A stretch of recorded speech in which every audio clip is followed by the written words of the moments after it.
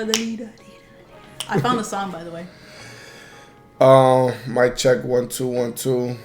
Mic check 1 2 1 2. Follow the leader, follow the leader. Hey, sorry, I had to do that. Jesus.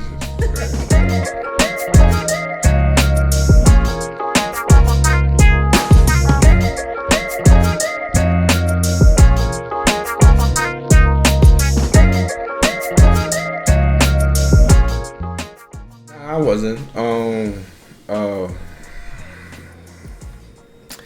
I'm used to just running away. You know what I'm saying? That's the best way Casper. to put it. He's used to being Casper. I'm just used to I'm used to changing my number. Keep it moving. Just whatever. I couldn't do it to my son's kid. I mean to my son's mom because son's moms. I can't run away from that. So I didn't want to talk to her. I ain't gonna lie to you. I didn't want to talk to her. I just let me see my kid when it's time to see my kid and move on. But I had to change, and it's one of those things where I sort of learned how to do that with my son's mom. I had to communicate because we do share a child, and it's one of those things that I had to change. But going into a whole new relationship, it took a while. I ain't gonna lie. I walk away. I had to go chase him, basically. There's times he has gone in the couch, and I'd be like, what you doing? Like, oh no, we're going to have this conversation, right now. I ain't going to lie to you. And there was. In my head, I'm like, I know this motherfucker didn't come out the room with this shit. Like, I was just I sure did. I was like, what the fuck? I sure did. And it wasn't even, I think it wasn't even about anything we were going through. It was just something he was going through personally. It's something I was going through personally. And emotionally. And I ain't gonna lie to you. I pushed him to talk to me. It's the passing of my grandfather at that time really messed with me hard. And I just didn't talk about it. I was just angry. Not angry at her. I was just angry just at life, period. And but I think since that conversation, it changed. It changes. We talk about situations or whatever the case is. Like I said, I come to her and I talk to her about a bunch of things that drive me nuts, and and then we'll make jokes out of it. You know what I'm saying? Yeah, because that's what we do. That's what we do. We make jokes out of things that that it's between us, and we'll find funny. But it was about ego, and there was just I learned how to put ego aside. I have no reason to have this battle with her. I got nothing to prove. She knows who I am, and I know who she is. And even though we have little things, little traumas, nothing big, nothing like it's like, yo, you should have been done with that. It's something small that needed to be called out. It's the things that you don't know until someone calls you out. And that's the problem with having a bunch of people around you that won't call you out for your failures or bad habits. You continue doing it because you don't know it's a bad habit. And with her, it's a thing that I didn't know that was really a thing that was affecting her. So when she chased me down, it was like, you don't talk now. I was, I'm like, man, you know how we do. We just, but I finally talked, and it's one of those things where, we had that conversation, but it's one of the things that didn't hit me till down the line while I'm alone. Like, I was at work, and I was just like, oh, yo, this is what it is. You know what I mean? And I got to learn how to put that part of me to the side, and it's life, man. It's every day something new you're gonna learn, and it's one of those things that as long as you're willing to learn these things with the person that you're with, then it's cool. But if you're not willing to let go of a lot of things, a lot of stuff that will hold you back, then you shouldn't be, you shouldn't be with the person. Go alone, just learn how to finally heal from that process, or therapy or something. Or even, I think at that time, too, I told you, and you used to do it years ago, but write it down. I'm like, if you can't talk to me, write it down. Someone told me that years ago too, that sometimes people wake up in the middle of the night when you have sleepless nights because you're stressed or you're mad or you're anxious or something, but you keep it in your head when you're asleep. So instead of doing that, just wake up, grab a piece of paper and write what you're feeling. You'd be surprised. It kind of takes it out of you of what you're feeling. And he said it in previous episodes on his podcast, that sometimes writing, it's like letting go. I watch all of them, and I give my input, and I also ask when things are being fixed. But anyway, besides that, like I was saying, writing. He's done that. I think that I suggested that at the time in that moment. I mean, he's done it before, but sometimes, like he said, that was his time. He needed to process, but I also wasn't allowing him to process alone, I guess. To run away. She didn't allow me to run away. That's what it was. I knew it had nothing to do with me, but I also knew that it affected me in a sense of how he was. You know, he was bottling up and he was shutting down and he wasn't open. And like, you know, some men and even women don't want to open right away. But the whole intent at that point was making him talk, in a sense, was making him understand, like, look, I'm here. Like, I'm here, we're in this together, we live together, we see each other together, you know. It bothers me that you're hurt or upset, even if I didn't cause it. And that's what true love is. Like, you see your partner struggling, you're not supposed to be like, oh, they'll be all right, you know, it's okay, it'll pass. No, you're supposed to be there to be the support, because they might not know it in the instant, but they need that support, you know. And that's another thing too he's touched on your podcast is as far as men opening up, like he said, get therapy, talk to your partner, talk to people you trust, because not for nothing, we live in a society where mental illness is a big thing, and it's not necessarily like you have to be suicidal or you have been diagnosed with something. It's more of that we're dealing with more things that we normally don't deal with in society, that it's becoming a lot. It's overwhelming, and it's stressful. And when you don't have someone there in your corner, or someone that, you know, at least will push when, you know, they think when they're running away, you know, it helps when you have someone. It also matters too, I think, who you surround yourself with. Co-workers, if you're close with them, friends. I had my own instance earlier this year at work, that I went through something that I think was in a depressive state. That it was something that, you know, I didn't cause anything, but it was basically a conflict between me and another co-worker, and I was at my lowest because that person made me feel less than what I thought of who I was. And I thought I was betraying who I was, and I wasn't. It just turned out to be something that I don't even know. They had a problem with me, or they were basically what they call haters. You know, misery loves company. So if they were doing bad in their marriage and in their household, and they saw that I was doing good, they were just projecting. Basically, there you go. Thanks, babe. They were projecting. They bad on their side. She's good on her side. Yeah. And then, even though we homies, you know what? I'm gonna just make you feel this type of way. Yeah. And it was. I felt horrible. But he was there. He listened. I cried. Actually, that was, I think, the first time I cried really like that. And then he also knew me well enough to be like, you know what? Let's go out on a Sunday and we're gonna go eat seafood and drink, and we're gonna talk. And then I also told him, part of my language, I also told him, fuck them. Honestly, like, you know, listen, I'm as much, if anyone y'all seen my previous episodes, any episodes, y'all know I don't want to go the negative route, whatever the case is, but sometimes some people you just gotta say bye to. You gotta learn to let go. You just got to let that be. Like, you know what, it was good for the moment, it is what it is, but there's enough going on in my life that I don't need to deal with your negativity over here. Yeah. And it's one of those things, like, I'm always gonna speak positive. Now I'm not gonna sit here and be naive and tell you like I don't go through things. But there's no reason for me to give that energy to anyone or to myself. So I'd rather take a positive light, you know. And then when someone does make me angry to the point where like I talk violence or whatever the case is, I have to fall back and just chill, because that ain't my type of energy. I don't need that type of vibe, because that leaks into other people. And I don't have time for that. I'm a grown man.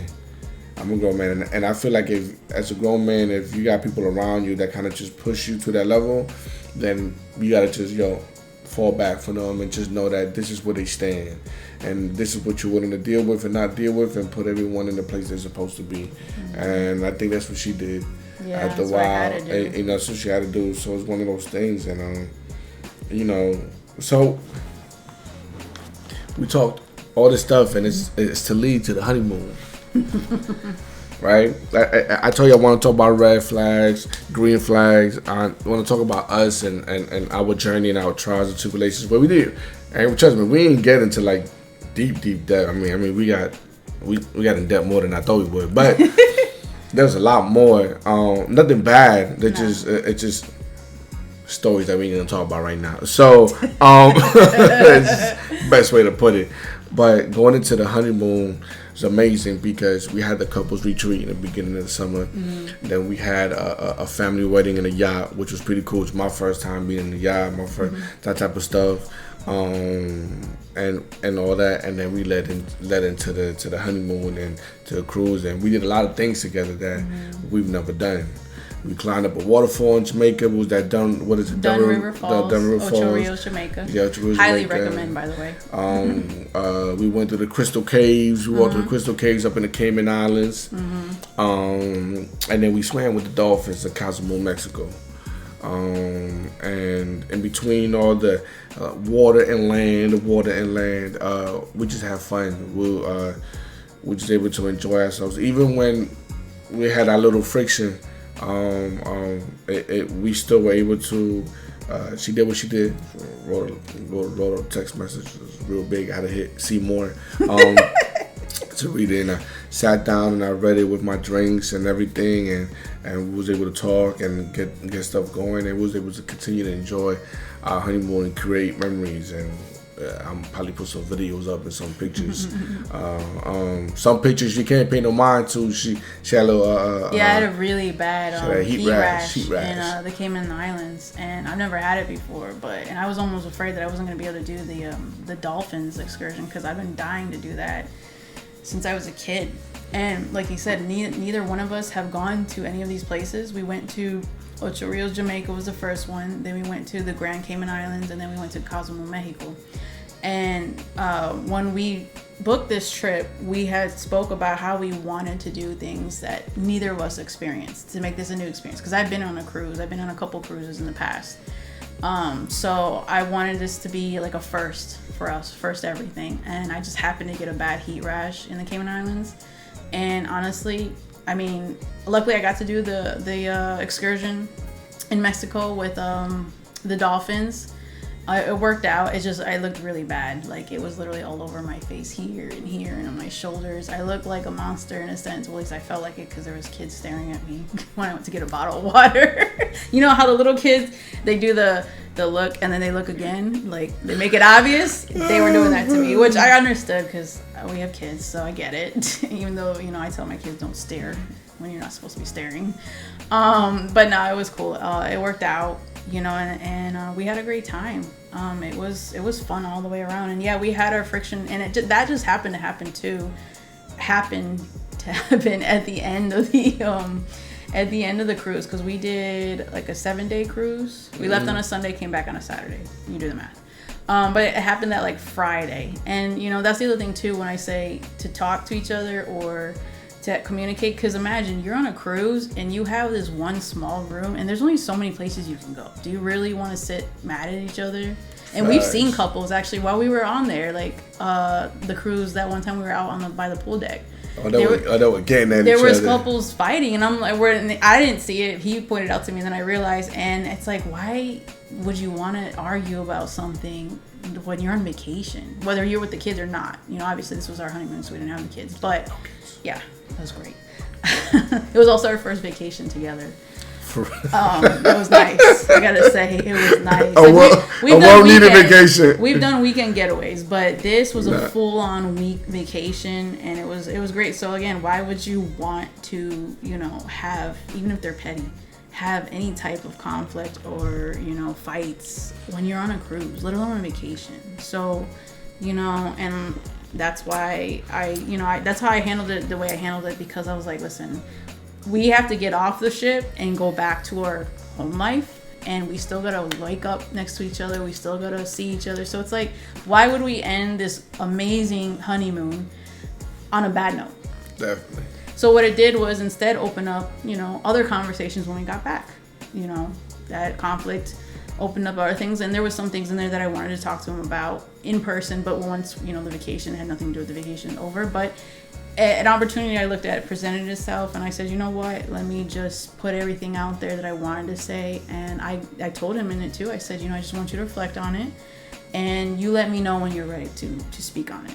And I just left it alone. And we went about our day as far as going to see shows and different little things that they had on the ship. And eat. Huh? And eat. Oh yeah, we're constantly A lot of eating. Pizza, just eating. ice cream, burgers, Fries. Tacos, the fries. Fries. It's just, and the drink package, y'all need to look into the drink package. There was spiked shakes. Spiked milkshakes, by the way. Okay, yes, amazing. Milkshakes. But amazing. The drink package, though. Listen. We talking they about. Don't tell you the game up. These are things that I learned from one of the bartenders out there. So she became my number one. Patty up with the Horizon, a Carnival. She looked out. So every time you order an alcoholic drink,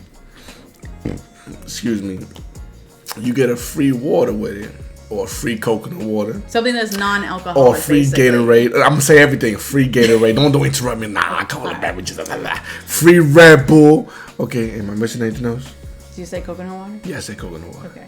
Okay. Well, we were stacking up on coconut water. Yeah. If you don't know about coconut water, hydration to the max. It's good for anything. Flu, belly.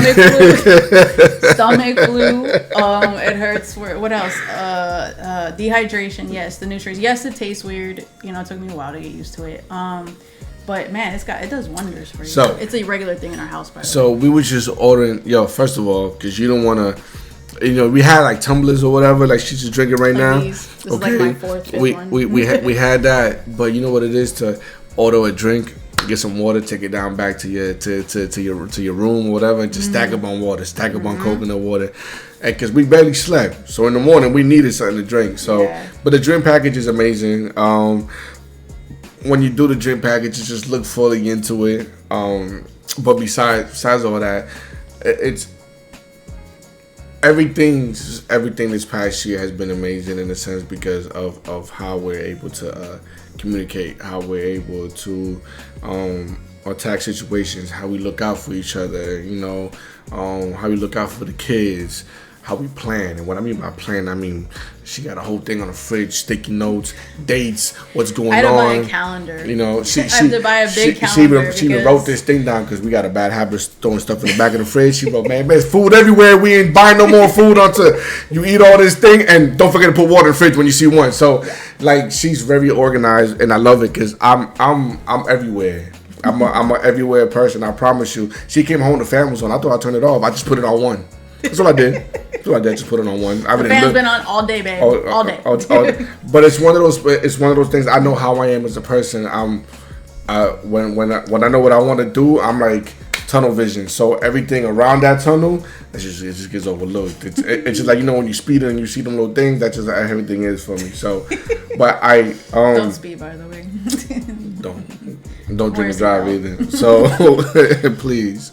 But it's one of those things where I take all the good things that she has, and little by little I put it into my life, and it's helped me since we got together.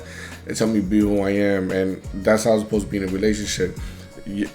None of us are perfect. We all gonna have flaws. We all gonna have some bad habits or some traumas, but it's about looking at how you handled them before and how you can handle them now.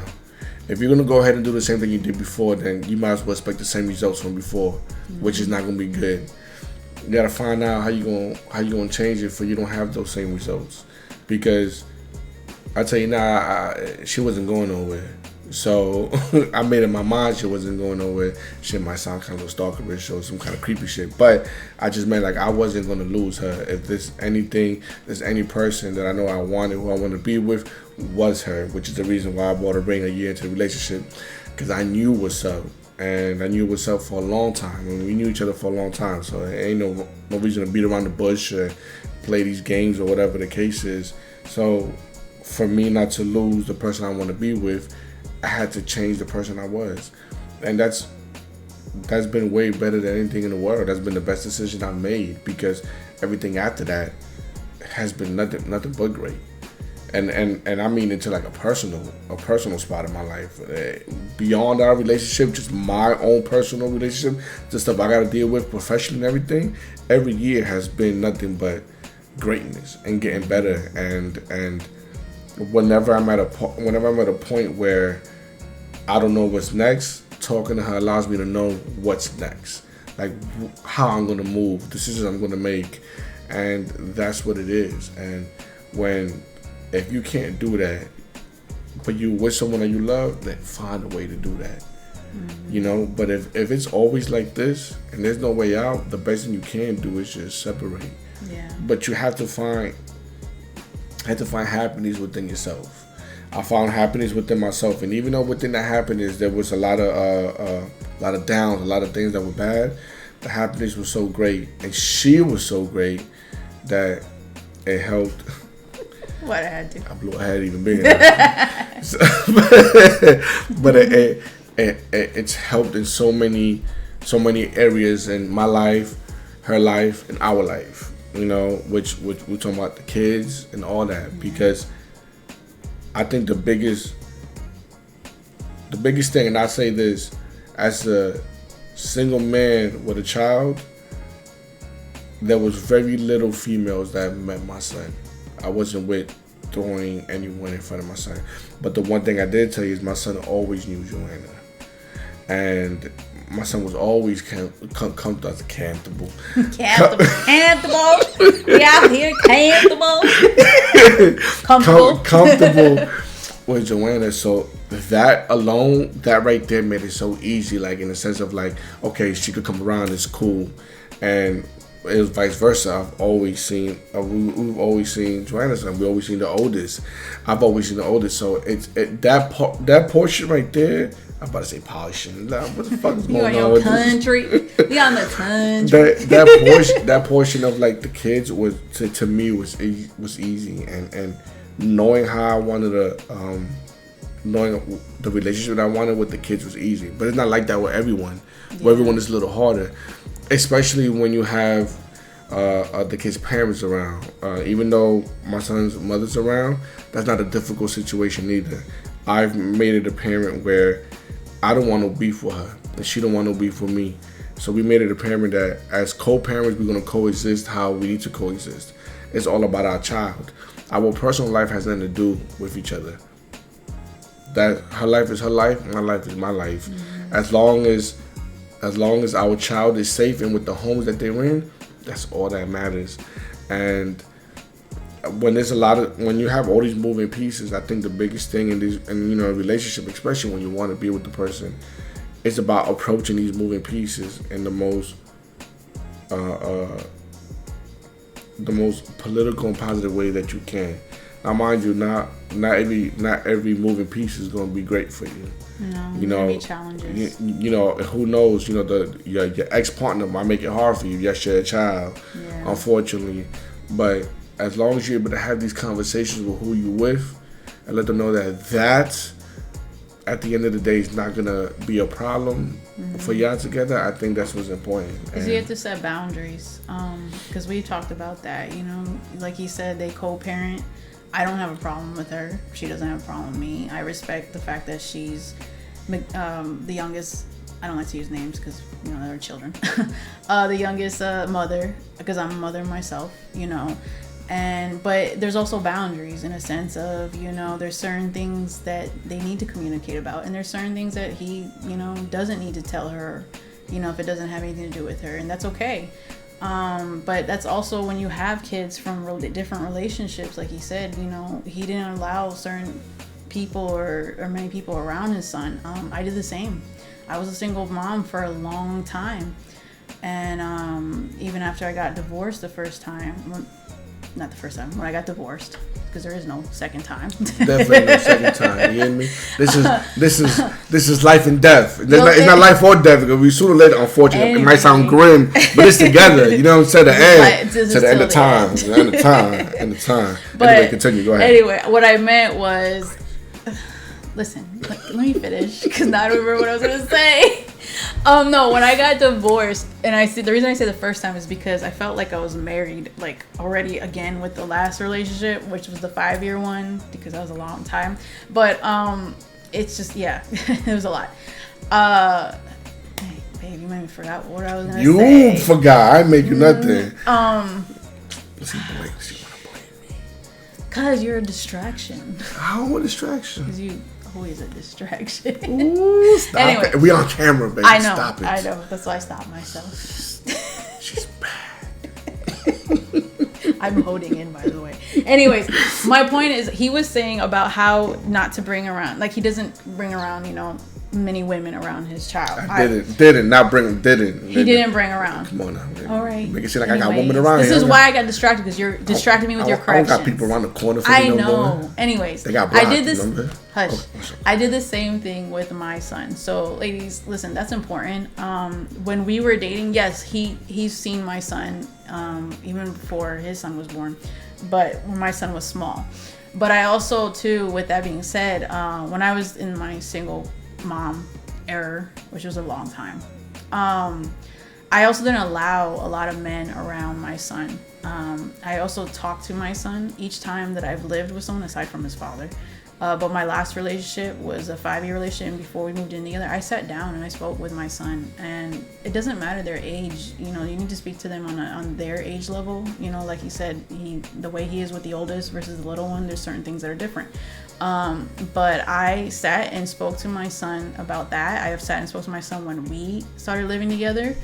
And it was important to me to put him first and his feelings and his opinions first, because if he didn't agree with it, then this wouldn't happen right away. I needed him to be comfortable in order for us to be able to live under the same roof. And I think a lot of people who have children from previous relationships, marriages, and get with somebody who maybe has a child or doesn't have children, that matters. Believe it or not, these kids and their feelings matter. So don't invalidate how they're feeling. They may look happy on the outside because they want you to be happy. Like, my son wanted to see me happy, but I know deep down, in my toxic relationship that I was in, there was certain things that I feel like he should have never saw, and he did. And, there's times where it got really dark and really bad, and he wouldn't say anything to me, but I approached him and I said, how do you feel about this situation? He goes, Mom, I honestly didn't want to say anything because, it's your relationship, it's your things. And that's the thing, is these kids, the reason these kids have traumas is because of what they see their parents go through. And that's a big thing. If you're not portraying a healthy relationship or giving that example of a healthy relationship, they're going to mimic exactly the toxicity that you portray. So, because I tell Felix all the time, I said, as adults now, but as kids, you mimic basically the type of people, the first relationship you see. Most people, that's their parents. Some people are raised by grandparents. My parents are together, but, and they're married and they love each other, but not for nothing, they also sleep in separate bedrooms. So, I think it's important. You need to, when you go into a relationship, whether you share kids or you have kids from a different marriage or different relationship, you need to sit down and speak with them and how they feel, because you'd be surprised what they may or may not tell you.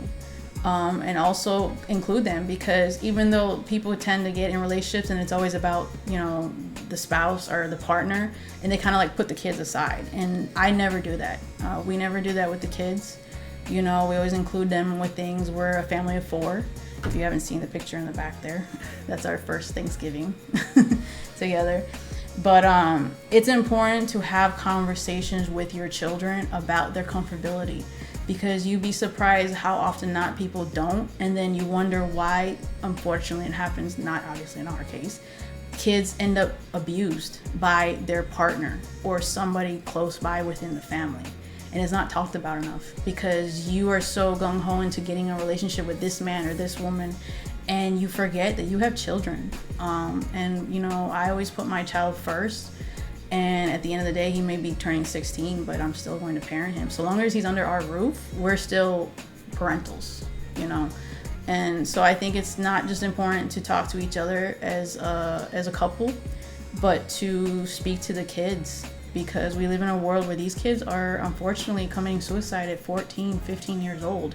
And when we were growing up, that was not even something you even heard of. Mm-hmm. Like, you know, life wasn't that hard. And now these kids are going through things in life that we would have never imagined we had to sit down and talk to these kids about, because we're very open with the boys. We have big conversations. I won't go into depth but it just in life in general and what to expect, because if you don't teach your kids at home, you know, they don't learn these things in school. They learn whatever, you know, the curriculum is for the school. But I think it's important to teach your kids about life and what to expect in certain things, and an age appropriate conversation, because there's certain things I speak to the oldest about that I won't talk to, you know, the little one about right away. But we go year by year. You know, it's a new school year. Kids are starting school next week. Mine will be in 10th grade, and the youngest is going to be in 4th grade. So, you know, like you said, it's a balance. But we continually talk to the kids about things, and, you know, and we prep them, because they're going to be adults sooner than later. And there's a lot of things that my mom didn't talk to me about, and instead of talking to me, she would just say, well, that's not for your concern, or that's not something you need to worry about. And then I'd go and do something, and then long and behold, pregnant at 19 years old. So because in my house it was no sex before marriage, no kids before marriage, and that's it. That was the talk. It's not realistic. So, and for me, the biggest thing is being a man in the house and guiding these boys. I personally, like I said, my father was never around. My stepfather wasn't a father figure. So learning how to be a man was through trial and error, was through mistakes and you know, bad decisions, and stuff like that. So being able to be the man that I needed in my life, but be able to be that for them, it's the best thing in the world. And it's something that I'm going to cherish every step of the way, and going to take advantage of every step of the way, and have the conversations that she can't have with them, because they're boys becoming men.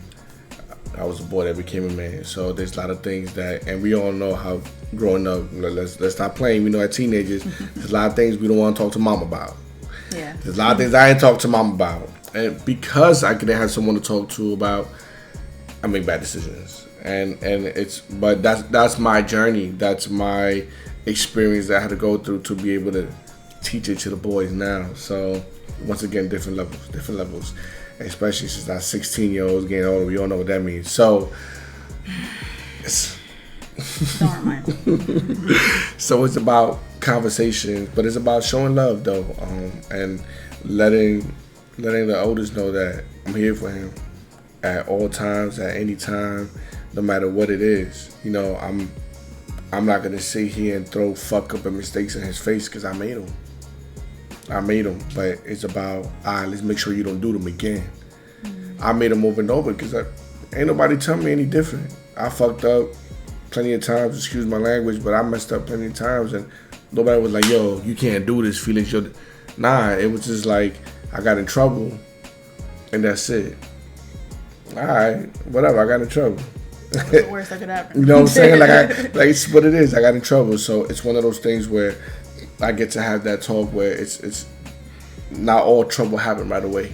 Down the line is gonna come back, and yeah. So you know, so this journey that I always talk about on my episodes about being better, it doesn't just only involve me. It involves this marriage. It involves the relationship with the kids. It involves my professional life. It involves my relationship with other people, whether it be friends or co-workers, family on both sides. Mm-hmm. So you know, it's to me, the journey is always going to be forever. Even when one journey ends, another one's going to begin. There's always something you're going to want to attack something you want to be better at, something you want to attempt, a dream you want to attempt, anything what it is. The same thing how I do this podcast right here. Even though I took a long break, but it was needed. I tell her and I tell all you guys all the time, this is therapy for me. This is fun for me. This is something that I would love to do because I don't see this. Yeah, I don't see this out there. I don't see nobody talking on the positive side of a lot of things. I could talk to you about negativity all day. I've been through it. So what? And there's some people who don't like there's people out here that don't like other people being positive all the time. But why would I come at you with negativity for? When that's what I deal with on a daily. If I got to deal with negativity on a daily because of other stuff that I, with work and other people's energy, because you deal with negativity on a daily. You may not personally deal with it, but other people are feeding you that negativity because of what they're going through. Yeah. Your timeline might feed you with negativity because of what you click on, or because of what your friends click on and what you're watching. That's something we did actually recently. We cleaned up shop, I guess you would call it, on social media. And what I mean by that is not delete like friends or people. I mean, well, at least not on my side, but certain things. What was that? Deleted people out of the line. Okay. See, that's why I said not on my side. I cleaned those up. But like, no, things that he was saying, like that you see regularly negativity on social media. Like my son comes to me regularly showing me videos of like people fighting and stuff, and I'm like, I don't want to see that. Like I don't need to see that. And now I can't tell him because he does have an Instagram. But that's the only thing he's allowed to have, and I do monitor it. I have the passwords, ask him, and I have the usernames. So I'm just letting you know. You might want to get on your kid's Instagram because these kids, yeah. But no, we got rid of some pages that it was constant, like these celebrity dramas and these things, people that we didn't even care about. And if there's an algorithm, by the way, on these things. So it's kind of like the same thing when you surround yourself with 5 negative people. What do you think you're going to end up being? You're not going to be positive. So if you surround yourself with 5 positive people and you're the negative one, eventually you'll start to grow to be positive like them. So it's basically not just your social media, but in person, the people you choose to surround yourself and engage conversations. Be mindful of those conversations and things you have, because we've spoke about it with some of his friends. There's always that one friend that no matter what day it is or time it is, you speak with him and it's always something like bad going on. And I don't mean like, oh my God, like he's dying. Like it's just so, I guess, like Debbie Downer type thing. And I say it all the time. I'm not blind or naive to what's out there. I'm not blind or naive to what's going on. Like I said, I this on a daily, trust me, on a daily, there's things that I got to learn how to reflect.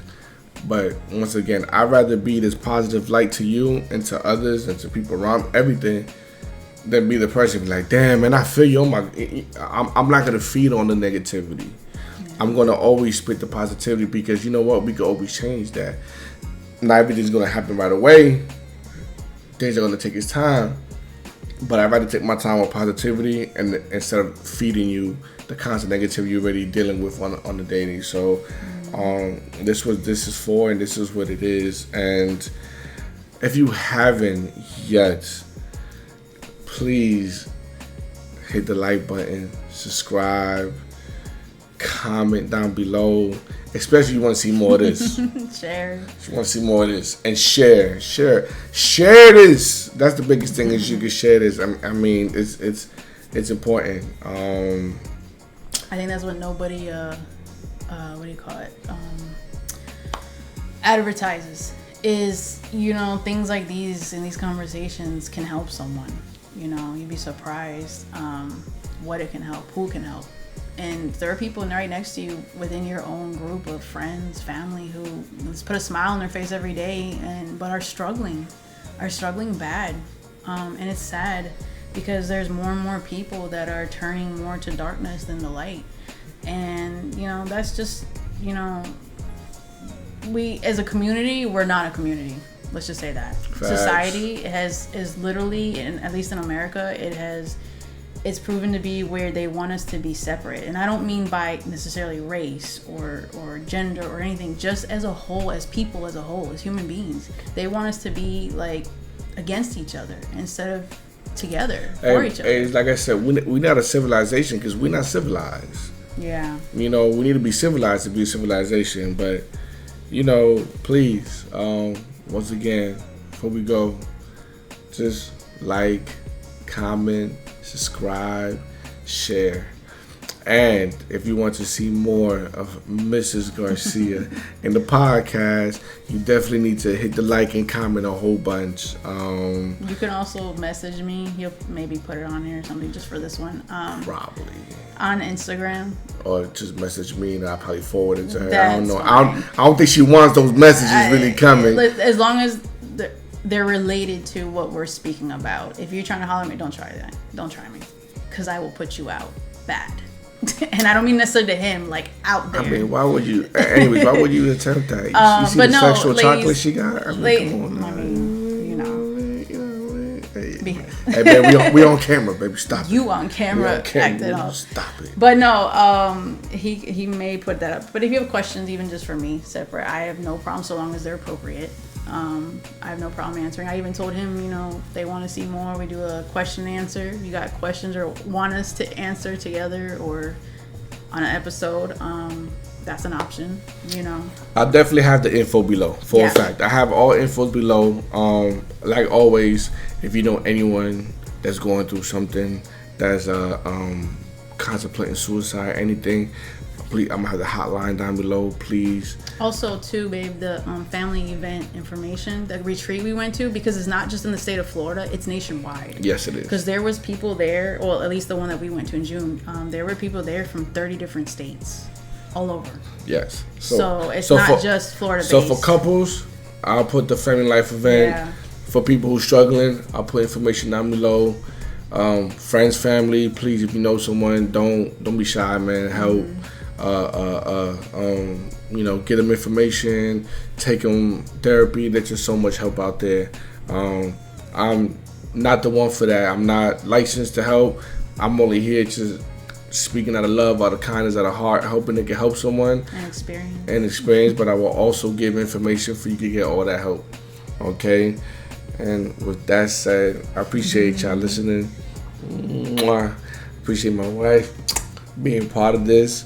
And one more time, since y'all made it this far, like, comment, hit the bell, share. Can I do the out part what we were doing on the cruise? And with that said, Garcia's out.